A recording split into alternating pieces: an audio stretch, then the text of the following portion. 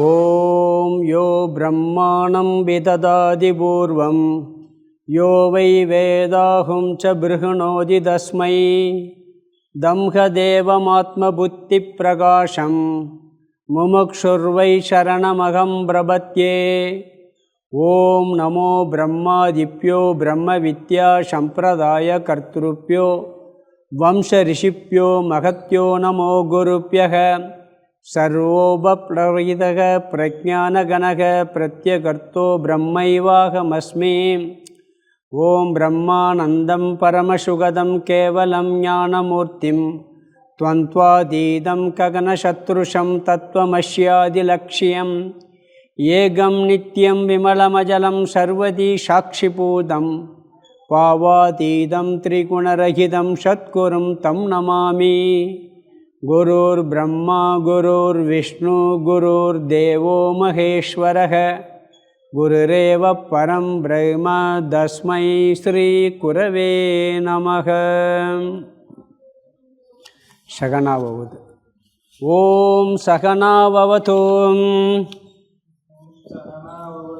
சகனௌ புனக்து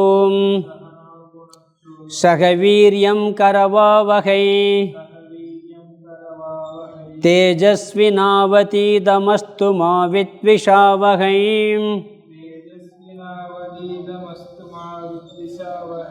ஓம் சாந்தி சாந்தி சாந்தி.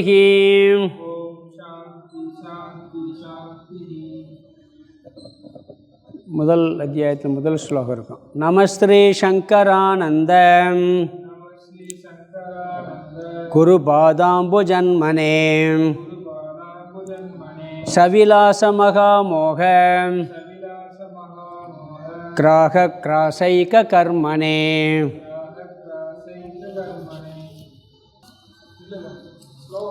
ஸ்லோகம் 129 படிக்கணும்.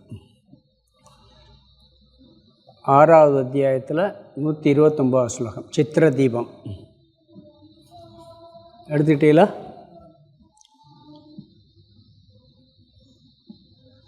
நாசதாசீத் விபாதத்வான்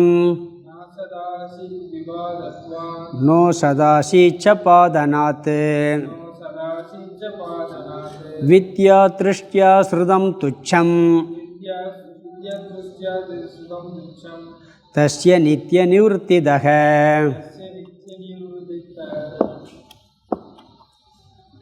பஞ்சதசி 6வது அத்தியாயம் சித்திர தீப பிரகரணம். இதில் நாம் ஆரம்பத்தில் சித்திர உதாரணத்தை சொல்லி தத்துவங்கள்லாம் விளக்குனார். ஜீவ தத்துவம், சட தத்துவம், இந்த மாயையினுடைய மித்யா தத்துவம் சுருக்கமாக விளக்கப்பட்டது. சித்திர உதாரணம் ஒரு துணியில் படம் வரைஞ்சி அதை வச்சு சொன்னார். பிறகு 2வது ஆகாச தத்துவத்தை எடுத்துக்கிட்டு, ஆகாச உதாரணத்தை எடுத்துக்கிட்டு, கூடஸ்தன் ஒரு ஜீவனுக்குள்ளே இருக்கக்கூடிய ஆத்மாவுக்கு கூடஸ்தன்னு பேர். எங்கும் நிறைந்திருக்கக்கூடியது பிரம்மன். பிறகு ஜீவன்னா என்ன, ஈஸ்வரன், 4 தத்துவம். அதுக்கு ஆகாசத்தை உதாரணமாக வச்சு விளக்குனார். ஒரு ஆகாசம் இருக்குது, பானைக்குள்ளே இருக்க ஆகாசம் கட ஆகாசம்.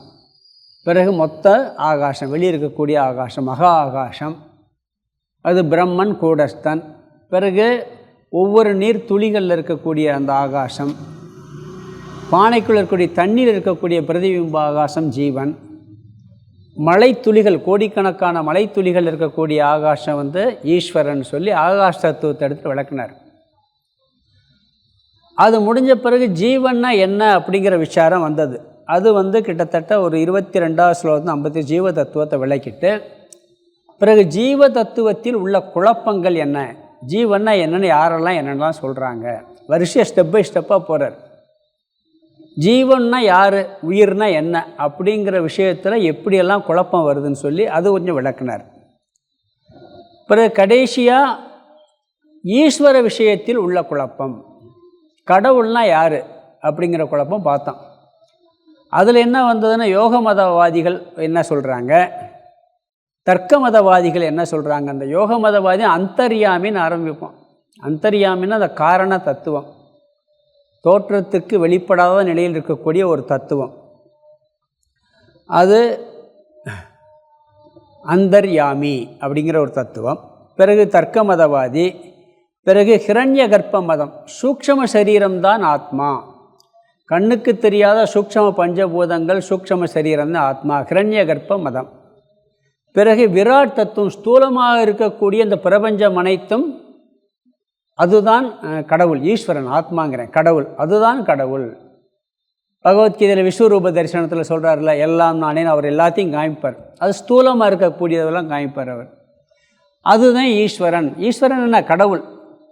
சிவன்கிற அர்த்தத்தில் இங்கே சொல்ல மாட்டோம். வேதாந்தத்துக்குள்ளே ஈஸ்வரன்கிற வார்த்தை வந்துச்சுன்னா எல்லாத்துக்கும் முதல் கடவுளாக இருக்கக்கூடிய ஒரு தலைவர், ஹெட் ஆஃப் த ஈஸ்வர், அதாவது கடவுள் தத்துவத்தில் தலைமையாக இருக்கிறவர்னு அர்த்தம். விஷ்ணுவுக்கு ஈஸ்வரன் தான் பேர், பிரம்மாவுக்கு ஈஸ்வரன் தான் பேர், சிவனுக்கு ஈஸ்வரன் தான் பேர். அதனால் பிறகு என்ன சொன்னார், அந்த விராட் தத்துவத்தை முடித்த பிறகு பிரம்மா தான், பிறகு 3 பேருக்கு வர்றார். சதுர்முக பிரம்மா கடவுள், ஏன்னா அவர் தான் படைக்கிறாரு, படைக்கிறவர் தான் கடவுளாக இருக்க முடியும். பிறகு அதுக்கு பிறகு அது முடியாது, ஏன்னா அவரே விஷ்ணுவிட்டு தான் தோன்றியிருக்காரு, அதனால் விஷ்ணு தான் கடவுளாக இருக்க முடியும், ஈஸ்வரனாக இருக்க முடியும்னு பார்த்தோம். பிறகு விஷ்ணுவே சிவனை வழிபடுறாரு, அப்போ சிவன் தான் கடவுளாக இருக்க முடியும், ஈஸ்வரனாக இருக்க முடியும். சிவனே விநாயகரை வழிபடுறாரு, அதனால் விநாயகர் தான் ஈஸ்வரன். இப்படி ஒவ்வொரு மதத்தையும் சொல்லும் பொழுது ஒவ்வொரு கருத்தை நிராகரணம் பண்ணி இதுதான் கடைசியில் என்ன பண்ணார்னு சொன்னால், நாம் பார்க்கும் பொழுது, அதாவது கடைசியில் அங்கேருந்து ஆரம்பித்து தாவரங்கள், அதாவது மூங்கில், துளசி, வில்வம், இதெல்லாம் சொல்கிறோம்ல, இப்படி தாவரங்கள் வரைக்கும் குலதெய்வ வழிபாடு வரைக்கும் நம்ம கடவுளாக பார்த்துட்ருக்கோம். இதெல்லாம் எல்லாமே நம்ம படின்னு சொல்லுவோம், இதெல்லாம் இல்லைன்னு சொல்கிறதில்ல, அது ஒரு ஸ்டெப்பு, அவ்வளவுதான். இதில் தவறுங்கிறது சொல்கிறது இல்லை. ஆனால் இதுக்கெல்லாம் ஆதாரமான ஒரு தத்துவம், ஒரே ஒரு தத்துவம் இருக்குது அப்படிங்கிறது நம்மளுடைய வாதமாக இருக்கும். இதெல்லாம் சொல்லி முடிச்சுட்டு அடுத்து மாயா தத்துவத்துக்கு வந்தார். இது ரொம்ப முக்கியமான தத்துவம், மாயா தத்துவம். ஏன்னா பிரம்ம தத்துவம், ஆத்ம தத்துவத்தை கூட புரிஞ்சுக்கிறலாம், மாயையை புரிஞ்சுக்கிறது ரொம்ப கஷ்டம். மாயை எப்படி புரிஞ்சுக்கிற முடியுதுன்னு, புரிய முடியாதுன்னு புரிஞ்சுக்கிறோம். ஏன் புரிஞ்சுக்கிற முடியாதுங்கிறத நம்ம விளக்கமே பார்க்குறோம். மாயையே சரியாக புரிஞ்சுக்கிறதே முடியாது, புரியாத புதிராக இருக்குங்கிறத புரிஞ்சுக்கிற முடியும். புரிஞ்சுக்கிட்டு பேசாமல் விட்டுறணும், அதுலேருந்து பாதிக்கப்படாமல் இருக்கணும். இது 122லேருந்து 152வது ஸ்லோகம் வரைக்கும் வருது. நம்ம இப்போ 2 கிளாஸில் பார்த்துருக்கோம். இதை மாயைங்கிறது பிரகிருதி அப்படின்னு முதல்ல அறிமுகப்படுத்தினார். பிரகிருதின்னு என்ன? இந்த உலகம் தோன்றுவதற்கு முன்னாடி இருக்கக்கூடிய ஒரு தத்துவம். மாயையினாலே புரியலை, அப்புறம் பிரகிருதின்னு ஒன்று சொன்னால் என்ன பண்ணுறது? பிறகு இந்த மாயையை உடையவர், மாயை யார் கட்டுப்பாட்டில் இருக்குன்னா மகேஸ்வரனுடைய கட்டுப்பாட்டில் இருக்குது, பகவானுடைய கட்டுப்பாட்டில் இருக்குது, இவர் கட்டுப்படுபவர். பிறகு எல்லா ஜீவராசிகளாலும் இந்த மாயை தத்துவங்கிறது என்னென்னா, அந்த மகேஸ்வரனுக்கு எல்லா ஜீவராசிகளும் அவயவங்களாக இருக்குது. இந்த ஜீவராசிகளால் இந்த எல்லா பிரபஞ்சம் வியாபிக்கப்பட்டிருக்கு, இந்த ஜட பிரபஞ்சமெல்லாம் வியாபிக்கப்பட்டிருக்கு அப்படின்னு சொன்னார். பிறகு இந்த மாயையை எப்படி நாம் புரிஞ்சுக்கிறதுக்கு ஆராய்ச்சி வரணும்னு சொன்னால், வேதத்தை மையமாக வச்சுக்கிறணும், சுருதியை ஆதாரமாக வச்சுக்கிட்டு விசாரம் பண்ணோம்னா இந்த ஜீவ தத்துவமோ ஈஸ்வர தத்துவமோ குழப்பமெல்லாம் நீங்கி ஒரே தெளிவான ஒரு அறிவு கிடைக்கும். மற்ற அறிவை நாம் பொய்ன்னு சொல்ல மாட்டோம், அது ஒரு படின்னு ஏற்றுக்கிட்டு எது உண்மையான ஈஸ்வர தத்துவங்கிறது குழப்பம் இல்லாமல் நம்மளுக்கு புரியும். முறையாக விசாரம் பண்ணால், ஆராய்ச்சி பண்ணால், அதுக்கு சுருதியை வச்சுக்கிட்டு ஆராய்ச்சி பண்ணணும். அந்த ஆராய்ச்சி பண்ணுவதற்கும் மாயையை தெரிந்து கொள்வதற்கும் முதல்ல ஆர்வம் வேணும். உண்மையை உணரணுங்கிற ஒரு தத்துவத்தை புரிஞ்சுக்கிறன்னு ஆவலோடு உள்ளே வந்துட்டோம்னு சொன்னால் எப்படியாவது நம்மளுக்கு புரிய ஆரம்பிச்சிடும். கொஞ்ச நாள் அப்படியே வந்துக்கிட்டே இருந்தோம்னா புரிய ஆரம்பிச்சிடும். ஆர்வம் வேணும், சும்மா நம்மளாக விசாரம் பண்ணக்கூடாது, வேதத்தை மையமாக வச்சுக்கிட்டு புத்தியை தீட்டி விசாரம் பண்ணணும். பண்ணுனா என்ன கிடைக்கும்? குழப்பம் இல்லாத தெளிவான ஒரு அறிவு கிடைச்சிடும் அப்படின்னு சொன்னார். பிறகு மாயையின் சொரூபத்தை நீ விளக்க ஆரம்பிக்கிறார். ஒவ்வொன்றா விளக்கும் பொழுது முதல்ல பிரகிருதின்னு சொன்னார். ஏன்னா இந்த பிரபஞ்சம் அனைத்தும் தோன்றுவதற்கு முன்பு பிரகிருதியாக இருந்துன்னு சொல்லுவோம். மாயைன்னு ஒன்று இருக்குது, அதில் பிரகிருதி வந்துச்சுன்னு சொல்லுவோம். அதெல்லாம் நம்ம ஆரம்பத்தில் கொஞ்சம் பார்த்துருக்கோம், தத்துவபோதத்துலேயும் பார்த்துருக்கோம். அதனால் பஞ்சதசி படிக்கும்போது மற்றதெல்லாம் கொஞ்சம் படிச்சுத்தரணும்னு சொல்லுவாங்க. நான் இருந்தாலும் சொல்லியிருக்கேன். அஞ்ஞான ஸ்வரூபம், அறியாமையினுடைய சொரூபமாக மாயை இருக்கிறது. இது சுருதியிலே சொல்லியிருக்கு, வேதத்திலே சொல்லியிருக்கு. அனுபவத்திலையும் பார்த்தா நம்மளுக்கு நிறைய அறியாமை இருக்குது. எல்லாத்தையும் தெரிஞ்சிருக்கோமா? அறியாமை சொரூபமாக தான் இருக்குது, அஞ்ஞான சொரூபமாக இருக்கிறது. இந்த அஞ்ஞானத்துக்கு இனி ஒரு பெயர் தமோ ரூபம் சொல்லுவாங்க, தமோ குண ரூபம்னு சொல்லுவாங்க. தமோ ரூபம்னா ஜடம்னு அர்த்தம், மோகம்னு அர்த்தம். இது ஒரு ஸ்லோகத்தில் பார்த்தோம் 126. தமோ ரூபம்னா ஜடஸ்வரூபம், மோகஸ்வரூபம் அப்படிங்கிறதையும் பார்த்தோம் நம்ம. பிறகு இந்த ஜடம்னா என்னன்னு சொன்னால் பானை, கல், மண்ணெல்லாம் இருக்குது. இதெல்லாம் நாம் பார்க்குறோம், இதெல்லாம் அனுபவத்திலே இருக்குது, ஜடமாகத்தே இருக்குது. அப்போ இதெல்லாம் மாயை தான். மாயைனா என்ன? அறியாமை, பிரகிருதி. அந்த பிரகிருதியில் வந்ததே இது எல்லாமே. அந்த பிரகிருதி அறியாமைன்னு சொன்னால் அறியாமை என்னன்னு கேட்டால் தமோ ரூபம்னு ஒரு விளக்கம் சொல்கிறார். தமோ ரூபம்னா என்னன்னு சொல்லி கேட்டால் ஜடமும் மோகமும் இணைந்தது. ஏன்னா உயிர் தத்துவம் ஒன்று இருக்குது, ஜட தத்துவம் ஒன்று இருக்குது. அதுதானே இருக்குது. உணர்வு தத்துவம் ஒன்று இருக்குது, ஜட தத்துவம் ஒன்று இருக்குது. அப்போ அந்த ஜட தத்துவம் எல்லாமே கல், மண் முதலிய எல்லாமே, பானை முதலியவைன்னு சொல்லிட்டார். அங்கெல்லாம் என்ன இருக்குது? உணர்வு இருக்கா? இல்லை. இது அனுபவத்தில் இருக்கா இல்லையா? இதுவும் மாயை. பிறகு மோகம்னா உணர்வு தத்துவத்தில் மோகம் இருக்குது. எல்லா ஜீவராசிகள்கிட்டையும் மோகம் இருக்கா இல்லையா? தான் யாருங்கிறதே தெளிவாக தெரியாத ஒரு மோகம் இருக்குது. அதனால் இதெல்லாம் சாதாரண மக்களுக்கே புரியும். எனக்கு அது தெரியலைன்னு சொல்லுவோம், இது தெரியுதுன்னு சொல்லுவோம். தெரியலைங்கிறது நிறையா தெரிஞ்சு தானே வச்சுருக்கோம். நான் யாருங்கிற சொரூபம் சாதாரண மக்களுக்கு யாருக்கும் தெரியறதில்ல. அது அறியாமை தானே, மோகம் தானே. கீதையிலே சொல்கிறான், மோகத்தில் தானே மூழ்கிட்டு சொல்கிறான் அவன். பற்று, கவலை, மயக்கம்னு சொன்னான். இந்த மயக்கம், மோகம் பொதுவாக சாதாரண விஷயங்களே மோகம் இருக்குது. ஆனால் எல்லா ஜீவராசிகளுக்கும், எறும்புலேருந்து எல்லா ஜீவராசிகளுக்கும் தன்னுடைய உண்மை சொரூபம் தெரியாத மோகம் இருக்குது. இது அனுபவமாகவே இருக்குது. அதனால் இந்த மாயையினுடைய சொரூபம் ஜடத்தத்துவம், மோகஸ்வரூபம்னு பார்த்தோம். பிறகு அடுத்தது முக்கியமான கருத்து வந்தார் 128. அஞ்ஞானியினுடைய பார்வையில் மாயை எப்படி இருக்குது, யுக்தியினுடைய பார்வையில் மாயை எப்படி இருக்குது, பிறகு ஞானத்தினுடைய பார்வையில் எப்படி இருக்குன்னு 128, 129 இந்த 2 ஸ்லோகங்களை போன கிளாஸில் பார்த்தோம். சாதாரண உலக மக்கள் பார்வையில் இந்த உலகம் உண்மையாக இருக்குது, அனுபவிக்கப்படுவதாக இருக்குது. எல்லோரும் பார்க்க இதெல்லாம் மாயேன்னு சொல்லியாச்சுன்னா இதெல்லாம் அனுபவிக்கிறோமா இல்லையா? அப்போ இந்த ரூபத்தில் அஞ்ஞானத்தில் சாதாரண மக்களுக்கு எந்த ஆராய்ச்சியும் இல்லாமல் பார்த்தா மாயை தத்துவம் எப்படி இருக்குது? அனுபவிக்கக்கூடிய ஒரு தத்துவமாக இருக்கின்றது. எல்லாராலும் அனுபவிக்கக்கூடிய ஒரு தத்துவம். பிறகு யுக்தியின் பார்வையில் நல்ல புத்தியை தீட்டி நீங்கள் விசாரித்து பார்த்தீங்கன்னு சொன்னால் எப்படி இருக்குன்னு சொன்னால் விளக்க முடியாத ஒரு தத்துவமாக இருக்குது, விளக்க முடியாத ஒரு தத்துவமாக இருக்கின்றதுன்னு பார்த்தோம்.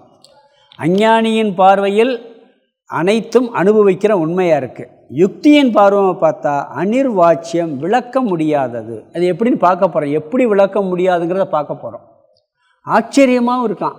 ரொம்ப கொஞ்சம் யோசிச்சிட்டோம்னு சொன்னால், புத்தியை தீட்டி பார்த்தாச்சுன்னு சொன்னால் இந்த மாயை எப்படி இருக்கான், அது இப்படின்னே சொல்ல முடியாத அளவுக்கு இருக்குது.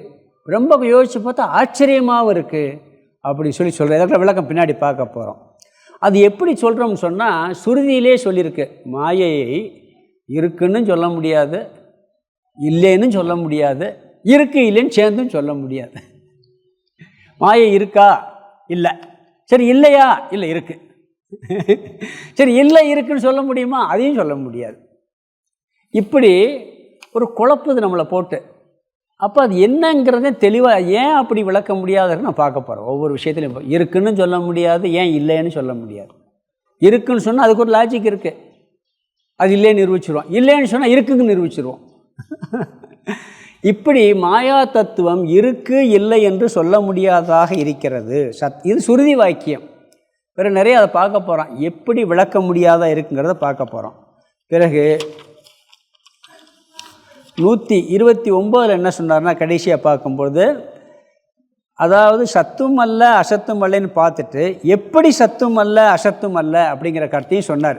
அதை இருக்குன்னு ஏன் சொல்ல முடியாது, இல்லைன்னு ஏன் சொல்ல முடியாதுன்னு சொன்னால், அதாவது கயிற்றில் பாம்பு இருக்குது, பாம்பு இருக்கா இல்லையான்னு கேட்டால் இருக்குன்னு சொல்லணும். ஏன்னா பாம்பை தான் பார்த்துக்கிற, கையத்தை பார்க்கவே இல்லை, பயந்துருக்கோம், நடுங்கியிருக்கோம். அப்போ இருக்குது. பிறகு கொஞ்ச நேரம் கழித்து இல்லாமையும் போயிடுது. அறிவு வந்தவுடனே லைட்டு போட்டவுடனே இல்லாமையும் போயிடுது. இப்படி அது கொஞ்சம் குழப்பமாகவே இருக்குது. யுக்தியின் திருஷ்டியில் சத்தியென்றோ அசத்தியென்றோ சொல்ல முடியாத ஆச்சரியமான ஒரு வஸ்துவாக இருக்கிறது. எது அறிவு வந்தவுடன் நீக்கப்படுகிறதோ அது இல்லைன்னு சொல்லிடலாம். சரி, அறிவு இருக்கும்போது இருந்தே ஒரு நிகழ்ச்சியே நடந்ததே, அடிக்க போனோம், கம்பு எடுத்துகிட்டு போனோம், பயந்தோம், எல்லாமே இருக்கே அப்படிங்கும்போது அப்போ இருந்திருக்கு. இப்போ இல்லை. இப்போ சத்து அசத்துன்னு செயற்கையாக இருக்க முடியுமான்னு சொன்னால் அது இருக்குது இல்லைன்னு சொல்லும்போது ரெண்டு எதிரெதிரான வார்த்தை. இருளும் ஒளியும் சேராது, அப்படியும் சொல்ல முடியாது. அப்படிலாம் நம்ம பார்த்தோம். அதில் பிறகு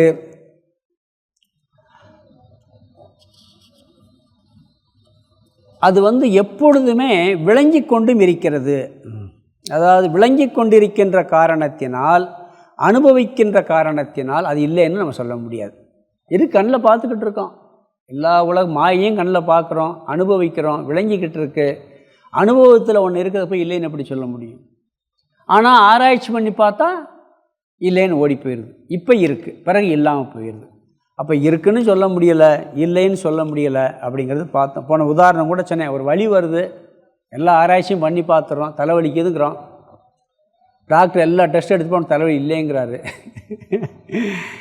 நம்ம என்ன பண்ணுறோம்? எனக்கு அனுபவமாக இருக்கே அப்படிங்கிறோம். பிறகு போயிடுது, இப்போ இல்லைன்னு சொல்கிறோம். இருக்கா இல்லையாங்கிறதுலையே ஒரு குழப்பம் வருது அப்படிங்கிறார். எது நீக்கப்படுகிறதோ அது இல்லாமல் போயிடும். நீக்கிறதுக்கு முன்னாடியே அனுபவத்தில் இருக்குது. இது ரெண்டுமே கலந்த ஒரு தத்துவமாக இது இருக்கின்றது அப்படிங்கிறதையும் நம்ம பார்த்தோம். பிறகு அடுத்து மூணாவது கருத்து. முதல் கருத்து சாதாரண மக்களுக்கு இருக்குது, ரொம்ப யோசித்து பார்த்தா இருக்குன்னு சொல்ல முடியாது, இல்லைன்னு சொல்ல முடியாது, விளக்கவே முடியாத ஒரு தத்துவமாக இருக்குது. மூணாவது இல்லவே இல்லை, துச்சம் அப்படின்னு பார்த்தோம். அது எப்படி இல்லவே இல்லை? அது ஞான திருஷ்டியில், சுருதியின் திருஷ்டியில், அதையும் பின்னாடி நம்ம இந்த அடுத்த ஸ்லோகத்தில் மூணுக்கும் சரியான விளக்கம் பார்க்க போகிறோம். ஞான திருஷ்டியில் இல்லவே இல்லை.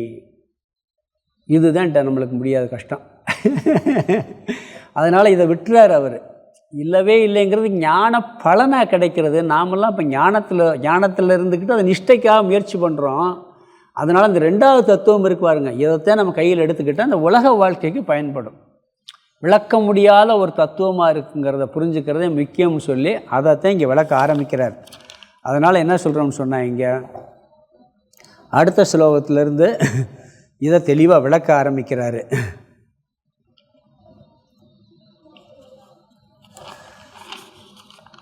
130 விளக்க ஆரம்பிக்கிறார். அங்கே பார்க்கலாம் நம்ம. அதாவது 3 விஷயம் இருக்குது இதில். அனுபவத்தில் இருக்குது, சத்தியமாக இருக்குது. அனுபவமாக அறிவுபூர்வமாக ஆராய்ச்சி பண்ண விளக்க முடியாததாக இருக்குது. ஞானம் ஞான நிஷ்டையில் பார்த்தா இல்லவே இல்லை. அங்கே நம்ம மைண்டில் மட்டும் இருக்கும். சுருதியை வேதத்தை ஆதாரமாக வச்சு, சுருதியை ஆதாரமாக வச்சு இல்லை. 3 விஷயத்தில் 3 அடிப்படையில் இந்த மாயையை நம்ம பார்க்குறோம் அப்படின்னு சொல்கிறாரு. அது எப்படிங்கிறத 130 இன்னும் கொஞ்சம் அதிகமாக விளக்குறாரு, சேர்ந்து விளக்குறாரு. அங்கே படிக்கலாம், பார்க்கலாம். ஸ்லோகம் 130 படிக்கலாம். துச்சா நிர்வசனீயாச்ச வாஸ்தவீஷேத்ய சௌத்ரிதாம் ஞேயா மாயா திரிபிர்போதைகை ஸ்ரௌதயக்திகலௌகிகைகை துச்சா நிர்வசனீயாச்ச வாஸ்தவீச்சேத்ய சௌத்ரிதாம் ஞேயா மாயா திரிபிர்போதைகை ஸ்ரௌதயௌக்திக லௌகிகைகை. வார்த்தையை படிக்கிறதுக்கே கஷ்டமாக இருக்குது. இங்கே 3 கருத்து சொல்கிறார். ஏற்கனவே சொன்ன கருத்தை தனியாக விளக்குறார். அஞ்ஞானத்தின் அடிப்படையில், அறியாமையின் அடிப்படையில், உலக மக்களின் பார்வையின் அடிப்படையில் பார்த்தால் இந்த மாயையானது சத்தியமாக இருக்கிறது, உண்மையாக இருக்கிறது. லௌகிக திருஷ்டியா, யுக்தியின் அடிப்படையில் புத்திபூர்வமாக சிந்தித்து பார்த்தால் நிர்வச்சனம், விளக்க முடியாத ஒரு தத்துவமாக இருக்கிறது. வேதத்தின் அடிப்படையில் பார்த்தால், வேதத்தின் கருத்தை அடிப்படையாக வைத்து கொண்டு பார்த்தால் அது இல்லவே இல்லை, துச்சம், ஞானத்தின் அடிப்படையில். எப்படின்னு பார்க்க போகிறோம். முதல் வரியில் நான் வார்த்தையை சொல்லிவிட்டு பிற விளக்கத்துக்கு வர்றேன். முதல் வரி கடைசி வார்த்தை, பிறகு ரெண்டாவது வரியில் முதல் வார்த்தையை பார்த்தீங்கன்னா அசௌ திரிதா ஞேயாக. அசௌ திரிதா ஞேயா. இந்த மாயையானது 3 கோணத்தில் அறியப்பட வேண்டும். திரிதா ஞேயா. அசௌனா இந்த மாயை 3 கோணத்தில் அறியப்பட வேண்டும். அதை எப்படி 3 கோணத்தில்? ரெண்டாவது வரியில் அந்த அடுத்த வார்த்தை, மூணாவது வார்த்தை, திரிபிகி போதைகி. திரிபிகி போதைகி, 3 விதமான அறிவின் அடிப்படையில் அறிய வேண்டும். மாயை 3 கோணத்தில் அறியப்பட வேண்டும். அதை 3 கோணம் எப்படி? 3 விதமான அறிவை வச்சுக்கிட்டு பார்க்கணும். 3 அறிவு நம்மளுக்கு இருக்குது. ஒன்று அனுபவ அறிவு, இன்னொன்று புத்தியை தீட்டி பார்க்குற அறிவு, இன்னொன்று வேதத்தில் சொல்கிற அறிவு. வேதத்தில் என்ன சொல்லியிருக்கோ அந்த அறிவை மட்டும் ஏற்றுக்கிறது. இப்படி 3 அறிவு இருக்குது. இந்த 3 அறிவின் அடிப்படையில் 3 விதமாக மாயை பார்க்கப்படுகிறது. நான் ஒன்று தானே உண்மையாக இருக்கணும். 3 எப்படி இருக்குது? அது இல்லாதனாலே 3ஆக பார்க்குறோம். இருந்துச்சுன்னா 3ஆக பார்க்க மாட்டோம். பொய் தான் நிறையா சொல்ல முடியும், உண்மை ஒன்று தான் இருக்க முடியும். பொய் இருக்குன்னு வச்சுக்கோங்க. பொய் வந்து ஒரு சம்பவம் நடக்குது, அந்த சம்பவத்துக்கு நீங்கள் பொய் சொல்கிறோம்னா 1000 பொய் சொல்லலாம். அந்த பொய் உண்மையை மாற்றி எத்தனை வேண்டத்திலும் திரிக்கலாம். ஆனால் உண்மையை சொல்லணும்னா பல உண்மை சொல்ல முடியுமா? ஒன்று தான் சொல்ல முடியும். ஒரே ஒன்று தான் சொல்ல முடியும். உண்மையிலே இது இல்லை, அது கடைசி ஞான பலனாக வர்றது. அதை அது கடைசியாக பார்ப்போம். எப்படின்னு ஒவ்வொன்றா பார்க்கலாம்.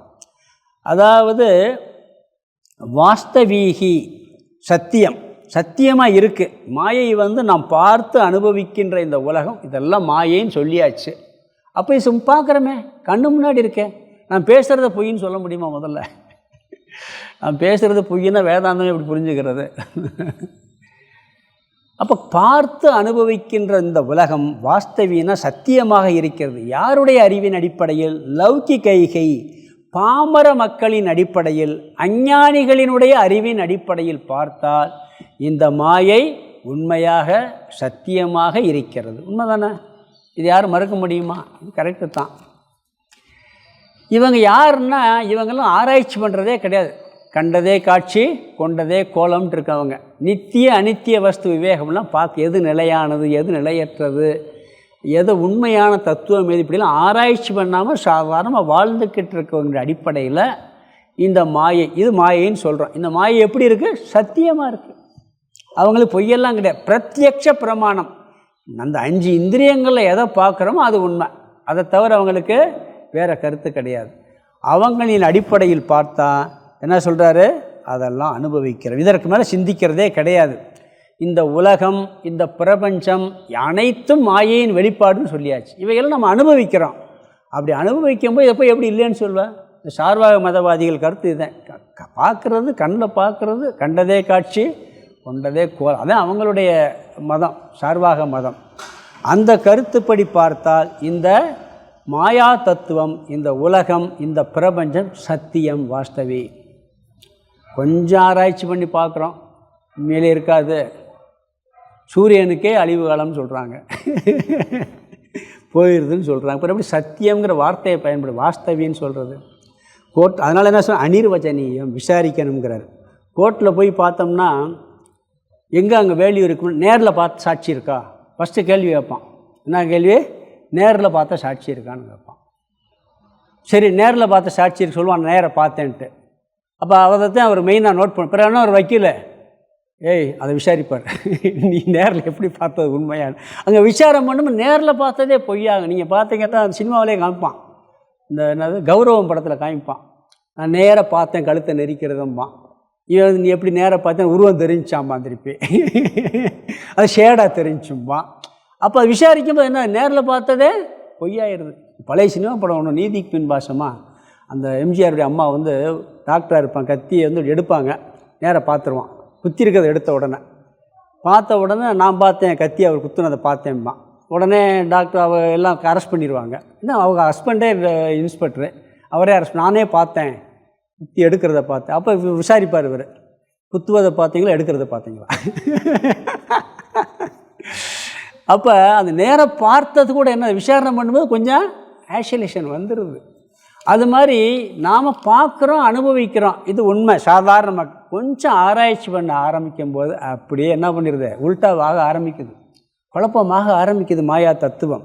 அனிர்வச்சனீயா, சத்தியன்றோ அசத்தியன்றோ சொல்ல முடியாத அளவுக்கு இந்த மாயை இருக்கிறதுன்னு சொல்ல முடியலை, இல்லைன்னு சொல்ல முடியலை அப்படிங்கிறார். இது யாருடையதுன்னு சொன்னால் யௌக்திக, யுக்தியை பிரதானமாக கொண்டு, அறிவை பிரதானமாக கொண்டு ஆராய்ச்சி பண்ணும்பொழுது இரண்டும் சொல்ல முடியாத அளவுக்கு இது இருக்குது. எப்படின்னு பார்க்க போகிறோம் நம்ம.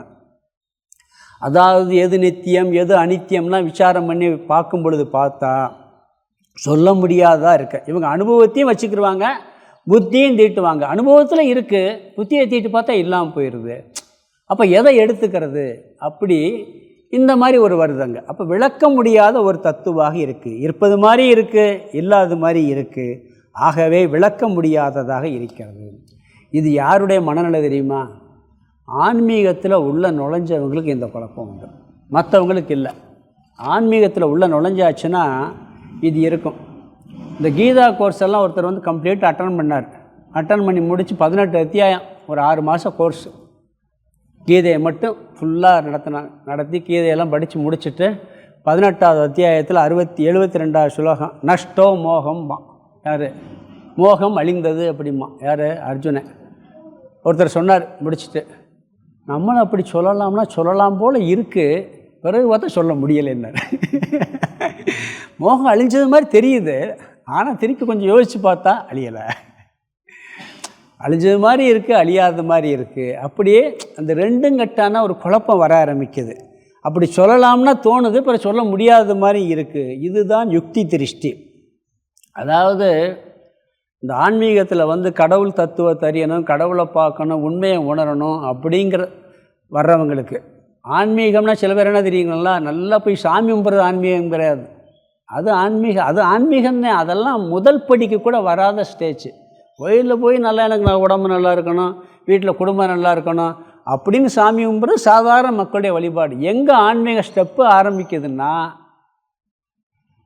எது உண்மையாக இருக்குது எது பொய்யா இருக்குது, கடவுள்னு ஒன்று சொல்கிறாங்களே அவர் எங்கே இருக்கார், அவரை பார்க்க முடியுமா, இருந்தால் பார்த்து ஆகணுமே அப்படின்னு ஒரு சின்ன முயற்சியில் யார் ஈடுபடுறான்னா அவன் முதல் ஸ்டெப்புக்குள்ளே நுழைகிறான்.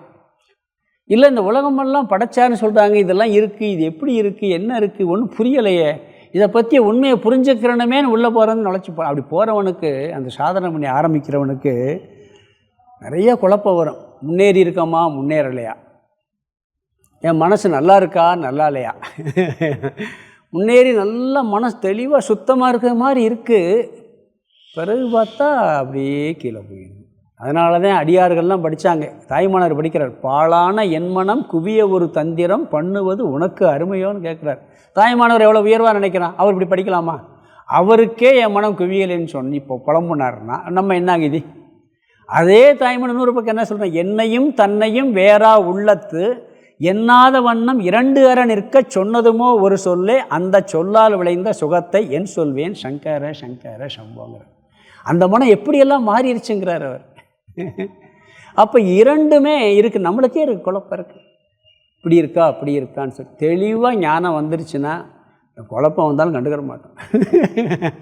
அது வரைக்கும் என்னடா நல்லா இருக்க மாதிரி இருக்குது, புலம்புறாங்க. ஞாயிற்கடையாய் கிடந்த அடியேற்குங்கிறார் அதே மாணிக்கவாசர். கடைசியில் என்ன சொல்கிறாரு, முக்தி நெறி அறியாத முற்கரோடு முயல்வேனை பக்தி நெறி அறிவித்து பலவினைகள் பாரும் வண்ணம் சித்தமலம் அறிவித்து சிவமாக்கி இணையாண்ட அப்படிங்கிறார். எல்லாத்தையும் நீக்கிட்டேங்கிறார். நாயை மாதிரி நாய் போல் இருந்தேன், சித்தமலம் அறிவித்து சிவமாக்கிட்டேங்கிறார். அப்போ இப்படி ரெண்டுமே இந்த சாதனையாளர்களுக்கு என்ன, மனம் இப்படியும் இருக்குது அப்படியும் இருக்குது. மாயையினுடைய வேலையே அதுதான். சில நேரம் நம்ம மனசை பற்றிய விஷயத்துலேயே இப்படி குழப்பம் இருக்குது. பிறகு எந்த லிஸ்ட்டில் நம்மளை வச்சுக்கிறது, நான் எந்த லிஸ்ட்டில் இருக்கேன், முன்னேறி இருக்கேன்னா முன்னேறலையா, வெளியே பார்த்தா முன்னேறின மாதிரி தெரியும். சில நேரங்களில் நம்ம உள்ள மனசு ஆரம்பிக்கிறா, என் மனசில் இவ்வளோ மோசமான அழுக்குகள்லாம் இருக்கே, இப்படி வந்துக்கிட்டே இருக்கே, ஏன்னா வெளியே தெரியாத மனசு நம்மளுக்கு தானே தெரியும். அப்படி இதுலேயே குழப்பம் இருக்குது, சரியாயிருச்சா சரியாகலைன்னு சொல்லி. அதனால் இந்த உலகத்தை அப்படி பார்க்கும்போது உண்மையாகவும் இருக்குது பொய்யாகவும் இருக்குது. உண்மைன்னு சொல்ல முடியலை. சரி, ஏன் உண்மைன்னு சொல்ல முடியலைன்னு சொன்னால், நான் ஒரு நல்ல ஆன்மீக சாதனை இந்த உலகத்தில் என்ன நடந்தாலும் என் மனசு பாதிக்காமல் இருக்கும். அதனால் இந்த உலகம் வந்து எனக்கு பொருட்டே கிடையாது. எப்படி ஒரு ஆக்சிடெண்ட் நடந்தால் அதை ஒரு வேடிக்கை பார்க்குறோம், அதுமாதிரி எனக்கு பக்கத்தில் இருக்கிற நடந்தால் கூட நான் வேடிக்கை பார்க்குற மாதிரி பார்க்குறேன் அப்படின்னு சொல்லி பார்க்கும்போது அதனால் பாதிக்கலை, அதெல்லாம் உலகம் இல்லைன்னு சொல்லிடலாம். என்னையை பொறுத்தவரை இதெல்லாம் இல்லை. பிறகு திடீர்னு என்ன ஆகுது, பாதிக்குது. சின்ன பிரச்சனையோட மனசு பாதிக்குது. அப்போ என்ன பண்ணுறோம், குழப்பம் வருது இங்கே. அப்போ இருக்குது, என்ன டிஸ்டர்ப் பண்ணுதில்ல, டிஸ்டர்ப் பண்ணலைன்னா இல்லைன்னு சொல்லிடலாம். டிஸ்டர்ப் பண்ணும் பொழுது பாம்பு இல்லை கயிறுன்னு தெரிஞ்சுன்னா பேசாமல் இருக்கேன். இப்போ நான் திருப்பி இருட்டாயிருது, வேறு ஒரு இடத்துல கயிறு கிடக்கு, என்ன பண்ண பயப்படுறோம்ல. டாக்டர் வந்து சுகர் பேஷண்ட்டு இனிப்பே சாப்பிடக்கூடான்ட்டார், கம்ப்ளீட்டாக சாப்பிடாதீங்க ரொம்ப ஹெவியாக இருக்குங்கிறாரு. நம்மளும் அறிவெல்லாம் வந்தாச்சு, கரெக்டாக இருக்கான். யாராவது ஒரு கெஸ்ட்டு வீட்டுக்கு போனவுடனே ஒரு அழகான ஸ்வீட்டை ஒரு நாளைக்கு சாப்பிடுங்க, கொஞ்சம் அதெல்லாம் ஒன்றும் பாதிக்காது. என்ன ஆகுது அங்கே மைண்டு, என்னதான் புத்தி இருந்தாலும் திருப்பி அது போயிடுதுல்ல. அப்படி மனசு இப்படியும் போகிறது மாதிரி இந்த உலகம் பாதிக்காத போது நல்லா தெளிவாக இருக்கும்போது இல்லைங்கிற எண்ணம் வருது. பாதிக்கும்போது என்னை உலகமெல்லாம் இப்படி டிஸ்டர்ப் பண்ணுது, அதுக்கு சத்தியத்துவம் கொடுத்துட்றோம். வெளியே யாராவது ஒருத்தர் இறந்தால் சத்தியத்துவம் கொடுக்குறோமா, பெரிய சத்தியத்துவம் கொடுக்க மாட்டோம். நம்ம பக்கத்தில் யாராக இருந்தால் சத்தியத்துவம் கொடுத்துரும். ரெண்டும் ஒன்று தானே, ஒரு இடத்துல கொடுக்குறோம், ஒரு இடத்துல கொடுக்க மாட்டேங்கிறோம். அப்போ சத்தியத்துவம் கொடுக்குறோம், சத்தியத்துவம் கொடுக்காம இருக்கோம். கொடுக்கும்போது இருக்குன்னு வருது, இல்லைன்னா இல்லைன்னு வருது. இப்படி குழப்புதுங்கிறார். அந்த சம்சார சக்கரத்தில் மூழ்கியும் இருக்கேன், மூழ்காமையும் இருக்கேன். இது ரெண்டும் நம்மளுக்கு இருக்கா இல்லையா, ரெண்டுமே இருக்குது. அதனால் என்னென்ன எதுவுமே சொல்ல முடியாமல் இருக்கிறது. இவங்கெல்லாம் எப்படின்னு சொன்னால், அஞ்ஞானிகளுக்கு இருக்குது, யுக்தர்களுக்கு இடைக்காலமாக இருக்கிறது. நல்லா ஆராய்ச்சி பண்ணி பார்த்தா இப்போ இருக்குப்பா, அவ்வளவுதான், இப்போதைக்கு இருக்குது, அதுக்கு மேலே சொல்ல முடியாது. தற்காலிகமாக இருக்குன்னு புத்தியில் புரிஞ்சுக்கிடுவான். முன்னாடி இல்லை பின்னாடி இல்லாமல் போயிடும். இதுதான் தர்க்கம். இதுதான் நாம் ஆன்மீகத்தில் இந்த வாழ்க்கையில் இது ரொம்ப ஆழமாக நம்ம போச்சுன்னா இந்த உலகத்தில் சம்சாரம் இல்லாமல் வாழலாம், துக்கம் இல்லாமல் வாழ முடியும். தற்காலிகமாக இது ஒரு இருப்பு, அப்படித்தான் நம்ம பார்க்க. இதுக்கு இவங்க சொல்கிறவங்க யாருன்னா யௌக்திக, அதாவது அறிவுபூர்வமாக ஆராய்பவர்கள். இப்போ உதாரணம் பார்க்கலாம், காணல் நீர் இருக்குது, கண்ணு நீரை காமிக்குது. இப்போ நேராக போய் பார்க்குறோம், நேராக போய் காணல் நீரை பார்த்து என்ன பண்ணுறோம், அங்கே பார்த்தா தண்ணி இல்லை, அறிவு வந்தாச்சு. திருப்பி நம்ம நிறைய இடங்களில் பார்க்குறோம், பார்த்தால் என்ன சொல்லலாம், காட்சிக்கு இருக்குது, அறிவுபூர்வமாக பார்த்தா இல்லை. அனுபவத்தில் இருக்குது, அறிவில் இல்லை. அப்படி தான் நம்ம முடிவு பண்ணுவோம். அப்போ இருக்கா இல்லையான ரெண்டும் சொல்லுவோம். அனுபவத்தில் இருக்குது, அறிவில் இல்லை, அப்படி தான் சொல்லுவோம். சரி, அது கூட பரவாயில்ல. வந்த பிறகு நம்மளுக்கு அனுபவத்தை நேராக போய் பார்க்குறோம். சூரிய உதயம் எடுத்துக்கங்க, சூரிய உதயம் அனுபவத்தில் எப்பயுமே இருக்குது. அதை நேராக போய் பார்த்து உதிக்கிறேன்னு தெரிஞ்சுக்கிற முடியாது. நேராக போய் காணல் நீரை நேராக போய் பார்த்து தெரிஞ்சுக்கிறலாம். சூரிய உதயத்தை போய் உதிக்கவே இல்லை நேராக போய் என்னால் பார்க்க முடியும் உங்களால். அதை என்ன பண்ணுறோம், விஞ்ஞான சாஸ்திரப்படி தெரிஞ்சுக்கிறோம். எப்படி தெரிஞ்சுக்கிறோம், விஞ்ஞான சாஸ்திரத்தை வச்சு புத்தியை தீட்டுறாங்க. அப்போ உதிக்குதா உதிக்கலையா என்ன சொல்லுவீங்க, சூரியன் உதிக்குதா உதிக்கல, என்ன பதில் சொல்கிறது? உதிக்கலைன்னு சொன்னால் காலையில் உதிச்சப்பறதான் இப்போ விவகாரமே நடக்கிறது. நீயே அது மறைஞ்சப்பறதான் போய் படுக்கிற தூங்குற, அது எப்படி நீ உதிக்கலைன்னு சொல்ல முடியும்? அறிவுபூர்வமாக பார்த்தா இல்லை, பூமி சுற்றுது, அப்படி ஒரு காட்சி தெரியுது. அந்த பொய்யான காட்சியில் பொய்யான விவகாரம் நடக்குது, பொய்யான காட்சியில் பொய்யான விவகாரம் நடக்குது. பூமி உருண்டையா தட்டையா? உருண்டையாக இருந்தால் நிற்க முடியுமா? சரி, உருண்டையாக இருக்கிறத விண்வெளியில் போய் பார்த்தா வேணா தெரியலாம். சூரியன் உதிக்கிறது உதிரோடு அது கூட கண்டுபிடிக்க முடியாது. ஏன்னா நாம் கொஞ்சம் இப்போ நம்ம பார்க்குறோம், சந்திரன் உருண்டையா தட்டையான்னு சொன்னால் இங்கேருந்து பார்த்தா உருண்டை, அது கூட தட்டை தான், ஆனால் வட்டமாக இருக்குது, அவ்வளோதான். உருண்டைன்னு சொல்லணும், தட்டை வேறு உருண்டை வேறு. அது மாதிரி நம்மளுக்கு தெரியலாம். கொஞ்சம் தூரத்தில் போய் பார்த்தா அப்படி உருண்டையாக ஷேப்பாக தெரியலாம். ஒருத்தர் கேட்டாப்புல, ஒரு சின்ன பையன் ஒரு கொஸ்டின், பூமி சின்ன பிள்ளையில் ஒருத்தர் சொல்லிக் கொடுக்குறாரு, பூமி எல்லாம் கிரகங்கள்லாம் அப்படியே அந்தரத்தில் சுற்றிக்கிட்டு இருக்கு, அதுதானே உண்மை? அது எப்படிங்க கீழே விழுந்துடாதான்னு ஒருத்தன் கேட்டான். சுற்றிக்கிட்டு இருந்தால் கீழே விழுந்துடாதா இல்லையா? அது எப்படி அந்தரத்தில் சுற்றினா அந்தரத்தில் ஒரு பொருள் நிற்குமா, கீழே விழுந்துடாதா அப்படின்னு கேட்டான். இன்னொரு பையன் புத்திசாலி கேட்குறான், விழுந்தால் எங்கே போய் விழுகுன்னு கேட்குறான். மற்றது விழுந்தால் பூமியில் விழுகுது, பூமியே விழுகும்னா எங்கே விழுகும்? இதுக்கு என்ன பதில் சொல்லுவீங்க? தெளிவாக கேட்குறேன் பார்த்தீங்களா? சில விஷயங்களுக்கெல்லாம் நம்ம ஒன்றுமே பதில் சொல்ல முடியலை. எல்லாம் ஆகாசத்துக்கு இருக்குது, எங்கே தான் இருக்குது. இது விண்வெளி ஆராய்ச்சி பண்ணாலே போதும், இந்த மாயா தத்துவம் புரிஞ்சிடும். அதாவது அது மாதிரி என்ன சொல்கிறாருன்னு சொன்னால், இருக்குங்கிறதோ இல்லைன்னு சொல்ல முடியாத அனிர்வச்சனீயமாக இருக்கிறது. புரியாத ஒரு புதிராக இந்த மாயா தத்துவம் இருக்கிறது. அனுபவிக்கப்படுவதால் இல்லை என்று சொல்ல முடிவதில்லை. ஆராய்ச்சி செய்து பார்த்தால் அது இல்லாமல் இருக்கிறது. அதனால் ரெண்டு சொல்ல முடியாமல் இருக்குது. இந்த புஸ்தகம் இருக்குது, இந்த புஸ்தகம் இருக்குது. இப்போ இருக்கா இல்லையா? இருக்குது. நான் கிழிச்சு போட்டுறேன், இல்லை நெருப்பு வச்சு எரிச்சிடுறேன். இப்போ இருக்குன்னு சொல்ல முடியுமா? தற்காலிகமாக இருக்குது. அதை தவிர வேறு என்ன இருக்குது? இது மட்டும் இல்லை, எல்லாமே தான். இந்த உலகத்தில் அனைத்துமே தற்காலிகமாக இருக்குது. நாம் பிறக்கிறதுக்கு முன்னாடி இல்லை இருந்தோமா? இப்போ ஒரு 60 வயசு 80 வயசு கூட ஆகுதுன்னு வச்சுக்கோங்க. 80 வருஷத்துக்கு முன்னாடி இந்த சரீரம், இப்படி ஒரு நாமம், இப்படி ஒரு ரூபம் இருந்துச்சா? கட்டாக இன்னும் ஒரு 100 வருஷம் கழிச்சு இருக்குமா? அப்போ முன்னாடியும் இல்லை பின்னாடியும் இல்லை, டெம்பரவரியாக தற்காலிகமாக இருக்குது. நம்ம பாட்டனாருக்கு பாட்டனார் இருந்தாரா இல்லையா? அவர் இருந்தது சத்தியமா பொய்யா? இருந்தார், இப்போ இல்லை. நீ வருவாரா? என்னைக்கா வர முடியுமா? வரவே முடியலை. முன்னாடியும் இல்லை இப்பயும் இல்லை. அதை எப்படி சத்தியம்னு சொல்ல முடியும்? ஆனால் சொல்கிறாங்களே, அவரெல்லாம் வந்திருக்க முடியாதே. இருந்தார், இப்போ இல்லை. ஒரு நல்லா யோசிச்சு பாருங்கள், இந்த உலகத்தில் தற்காலிகங்கிறது கூட, இப்போ நடக்கிற சம்பவம் கூட ஒரு செகண்டு தான் இருக்குது. எப்படின்னு சொன்னால், இப்போ நான் பேசுகிறேன், இந்த பேசுகிற வார்த்தை, இந்த பேசுகிற விஷயங்கள் இப்படி உட்காந்துருக்கிறது, நான் இந்த மாதிரி உட்காந்துருக்கிறது இந்த செகண்டில் நடந்துருச்சு. இனி எத்தனை கோடி வருஷம் கழிச்சா இதே மாதிரி நடக்கும்னு சொல்ல முடியுமா? இந்த செகண்டோடு முடிஞ்சு போச்சு. இந்த வார்த்தை இப்படியே முடிஞ்சு போச்சு, இந்த ஆக்ஷன் இப்படியே முடிஞ்சு போச்சு. இந்த உட்கார்ந்து அடுத்த நாள் உட்காந்தா கூட சேர் கொஞ்சம் நகட்டி இருக்கும். இதே மாதிரி இதே கிளாஸ் எடுக்க சொன்னால் கூட இப்படி எடுப்பேன்னு சொல்ல முடியாது. அப்போ ஒரு செகண்ட் நடந்துட்டு போகிறத போய், ஆனால் இருக்குது, நடந்திருக்கா?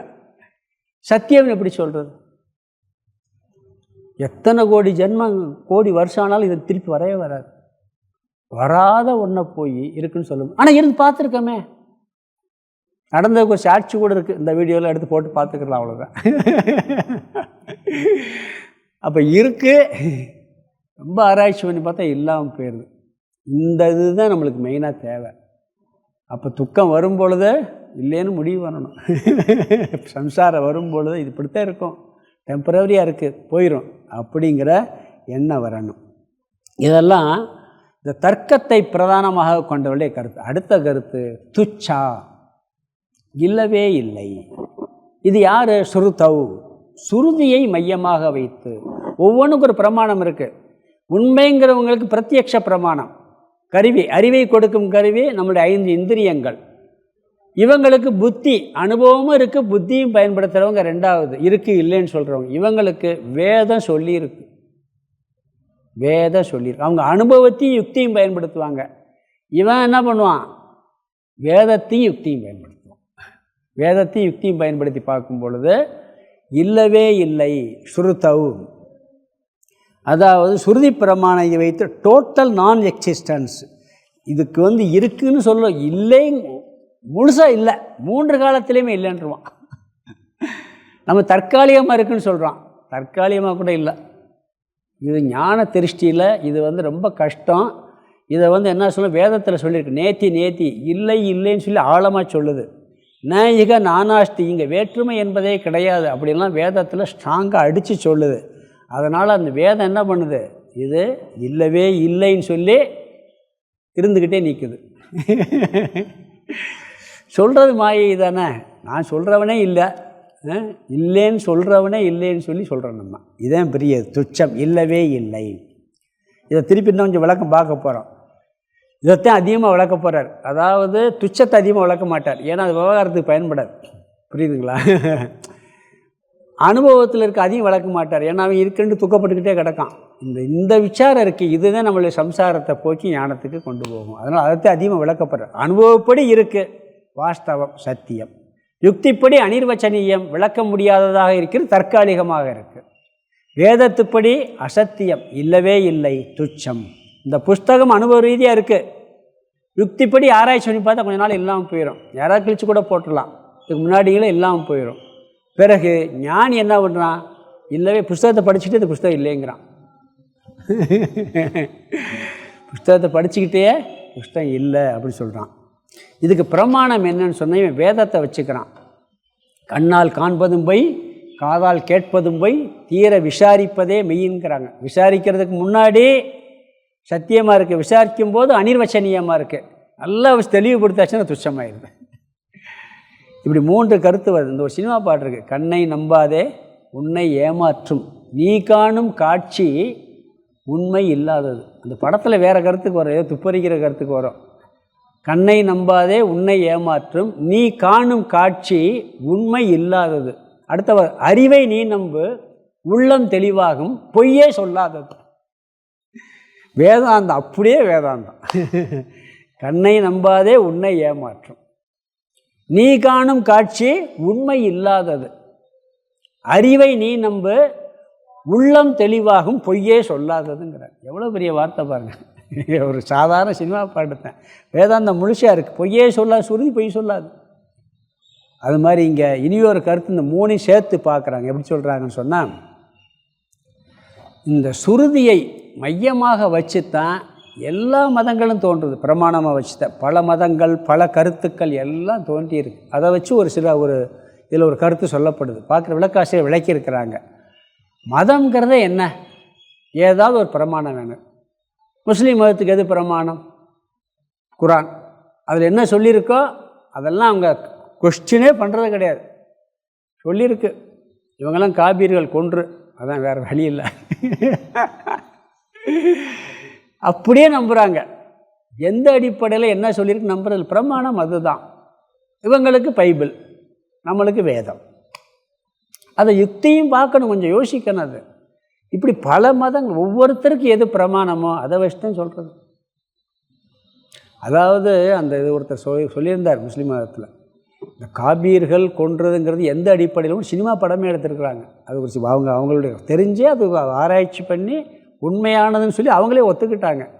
அதாவது ஒரு 365 நாட்களில் 365 கடவுளை வழிபட்டாங்களாம் சவுதியில். இப்போ கூட சொல்கிறாங்க சிவலிங்கம்லாம் அதில் இருக்குதுன்னு சொல்கிறாங்க. அங்கே 365 கடவுளை வழிபட்டாங்களாம். இதில் நபி அப்போ ரொம்ப சண்டை, ஏன் கடவுள் பெருசு நம்மகிட்ட பெருட்டு, இது மாதிரி அப்பயும் அங்கே இருந்துருக்கு. ஏதோ பிரச்சனை வரும், இவர் என்ன பண்ணி இதெல்லாம் கூடாதுன்னு சொல்லி அதில் இவர் கும்பிட்ட கடவுள் பெண் தெய்வமாக, யார்? நபிகள் நாயகம் கும்பிட்டு. அல்லாங்கிறது ஒரு பெண் தெய்வத்தினுடைய பேரான்.